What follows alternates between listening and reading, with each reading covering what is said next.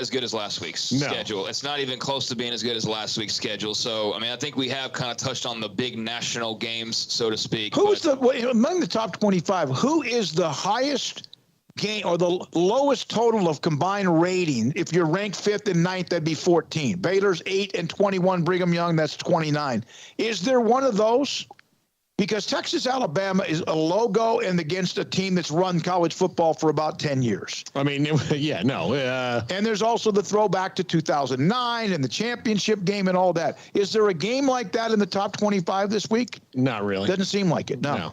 It does not. Like Notre Dame and Ohio State, no matter what we thought, was 2 top 10, top 5 teams that played. Okay, in the Big 12. We've discussed Baylor and Brigham Young, not ad nauseum, because we're going to do it again for a little bit, plus tomorrow as well. Texas Tech, Houston, we've discussed that one quite a bit. The Iowa State-Iowa game, to me, is Kentucky, Florida. Oh, yeah. There you go. 20 and 12. Yep. That's. I mean, outside of that, though, there's nothing. It's BYU, Baylor. That's still 32 compared to 30 for Brigham Young, but that's the second highest, I guess, 2 ranking teams. Yeah.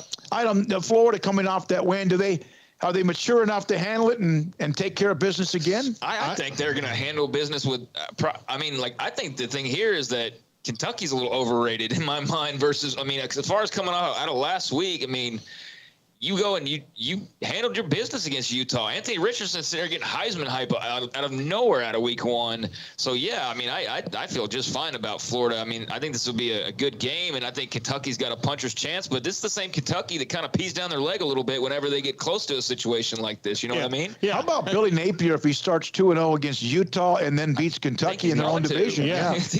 And look at Kentucky's record in the swamp in their lifetime.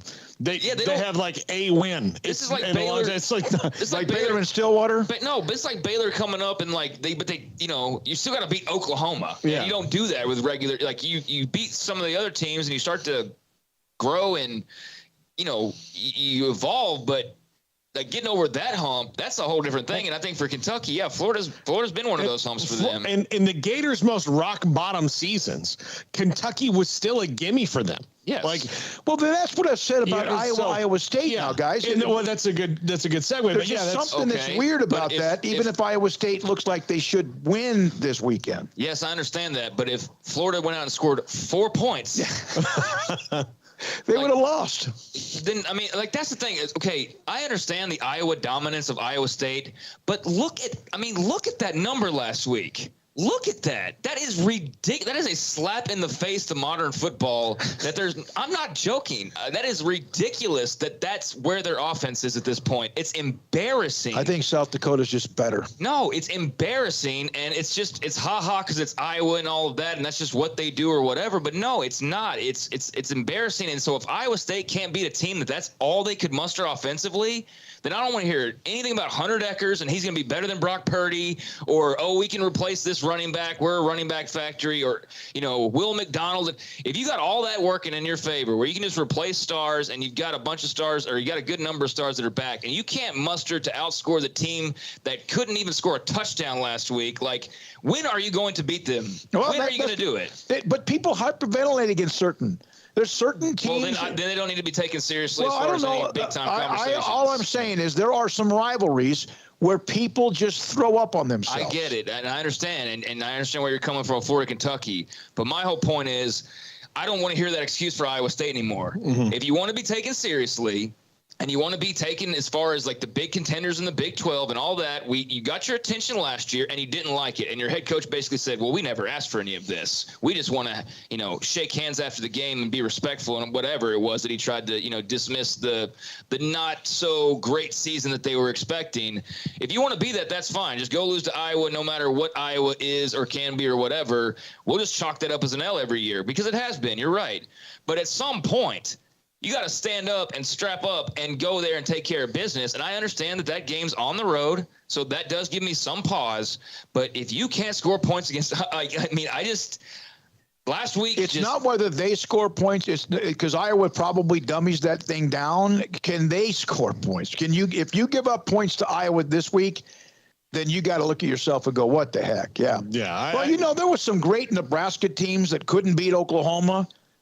there were some great Florida State teams, as good as they were, that couldn't beat Miami. That's because of that stupid H at the end of the field. Whoever invented that thing. There have been some of those, and I picked Iowa only because it just seems like no matter what. And they've also been pretty good. They're 3.5-point favorites. Yeah. I mean, they're picked to win the game. And that's enough. That's your home field advantage, and that's really all that is. I just think I understand. I understand all of it. I don't need to be explained why they're favorites or why you feel the way that you do. I get it. I'm just saying, Iowa State. Like, come on now. Yeah, like, when are you gonna do it? And the Big 12 could use it as well, and all conferences can. They were 9-1 last week. Obviously, I think every game they played, they should have won. But there is that. Yeah, they need to beat Iowa. Baylor needs to go on the road, win a game against Brigham Young. Texas and Alabama would be monstrous. And again, no one expects that, but it would be a monstrous deal. Let's see. That'd be great. Back to the Big 12. Cyclones. Oh, it would be fantastic. Back to the Big 12. Oklahoma, Kent State. I think that's nothing there. Boy, Oklahoma's schedule is going to be really boring to talk about this year outside of Big 12 play. And that's kind of weird because usually they've got one. Now they do. They got Nebraska. Yeah. Well, we can blame Nebraska. What are you giggling about, Paul? I mean, that's their big non-con. Yeah. Though. That's it. They do. It's Nebraska. It's coming up. Next week? God. Last year they played them off their heads. I mean, they did, but they, of course, played everybody. It seemed like that way last year. Oklahoma State, Arizona State. Arizona State's made some interesting change, like Emory Jones, the old Florida quarterbacks there, and they've had some new additions, but I'm not real high on them. And you know what? It's not even really an Arizona State thing. I'm just higher on Oklahoma State. So I don't think that Arizona State's going to be able to keep up with them scoring wise. You look at what the Cowboys are doing now, and it's very much back. I mean, around the league, they're one of those. It's like, let's score as many points as we feasibly can. And last year that was not the case. Last year was, hey, let's hope Spencer Sanders doesn't throw 3 interceptions, and turn the ball over, and let's just play great defense, and whatever he can give us and score, him and the plethora of, playmakers that they had, that worked really, really well for them. Their defense is not that same defense. They're not a terrible defense, but they are not that dominant defense that they had last year. And I don't think they expect them to be. So yeah, it's back to, they're in a good groove. They've got good players. And I just think that they're more of an offensive mind once again. And so I just think that they're going to blow past Arizona State ultimately. Go ahead. Yeah, I'm curious to see Arizona or Oklahoma State play in a game like that one last week was such a weird outlier. It's 51-15. That reminded me of like the Big 12 was for about 6 or 7 years until recently. You had more of those than you didn't. But I mean, then all of a sudden, like, Central Michigan just keeps scoring and scoring and scoring, and like it's hard to know what was real, right? What's real about that game last week in the second half? Like, what was Central, like, is Oklahoma State, did they power down the defense and then, that kind of got away from them a little bit, or do they have issues on defense? I don't really know. All right. Let's see them in a game Kansas where State, they don't Missouri. have to do it. That game was not quite like they almost got beat territory. No. It was like they had to panic a little bit. Yep. Yes. Kansas State and Missouri. This is a game. If K-State wants to be that darling, that belle of the ball, they went from, everybody's trendy, no one's talking about them pick, to remaining trendy, but everybody's talking about them. Like, they're not a sleeper pick. They were for a couple months this offseason, and then they ultimately were everyone's sleeper pick. So, I don't think anybody's changed their mind on what kind of year they expect from them. We didn't see jack from Adrian Martinez really last week. Like, I mean, as far as thinking that he's going to be wildly different from, the Nebraska days, or that he's going to totally transform them. And I'm sure some of that was intentional, just kind of the way the game played out, but it was still the Deuce Vaughn show ultimately, and a little sprinkling of Malik Knowles. And that's how K-State's really done it the past couple of years. So, I think that they should win this game, especially given the expectations, but Mizzou's not going to be a pushover. I'm just not as high on Eli Drinkowitz and them as I am as far as, what K-State's got going on. All right. West Virginia, Kansas at a Big 12 conference game. Kansas, I have a feeling about this. I'm not saying KU wins. Kansas will play better than they have in the past, but West Virginia's just head and shoulders above where they are. And I think this will be a good bounce back week for West Virginia after that one. Now, I think part of the reason you might have that feeling is there are a lot of emotions that they left out in Pittsburgh last week in that game, and you don't want to let a team beat you twice, so to speak. But I just think that West Virginia's got too much talent to for Kansas to stop. And the Kansas beat Texas last year, but Texas was in kind of a way of where they kind of didn't have anything to play for. The locker room had become completely poisonous, and well, it was a rivalry game. Yeah, yeah. You never know. But I don't think that's the records. necessarily going to happen. But I would expect to see Kansas play a lot better. Tarleton and TCU, kind of like Kent State, Oklahoma. You got something to say about? Yeah, I think West Virginia wins. I think West Virginia should win. Otherwise, you feel kind of okay coming out of the Pitt game. You're pissed that you lost. You should have won that game probably.